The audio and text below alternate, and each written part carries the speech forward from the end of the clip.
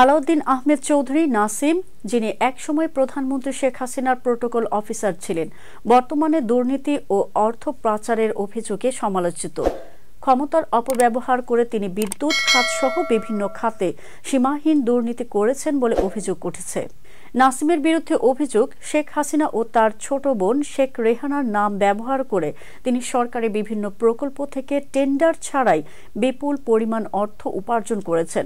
বিশেষ করে বিদ্যুৎ প্রকল্পের লাইসেন্স পাইয়ে দেওয়া, প্রশাসনের বদলি ও পদায়নে প্রভাব বিস্তার এবং বিনা প্রতিযোগিতায় প্রকল্প বরাদ্দ দেওয়ার মাধ্যমে তিনি হাজার হাজার কোটি টাকা আত্মসাৎ করেন।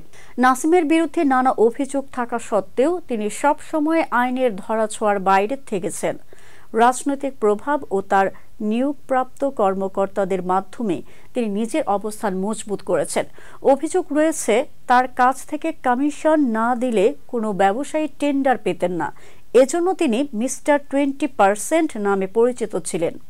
দুর্নীতি দমন কমিশন তার বিরুদ্ধে অনুসন্ধান শুরু করেছে। 2 অক্টোবর নাসিম ও তার পরিবারের সদস্যদের বিদেশ যাত্রায় নিষেধাজ্ঞা জারির সিদ্ধান্ত নেওয়া হয়েছে।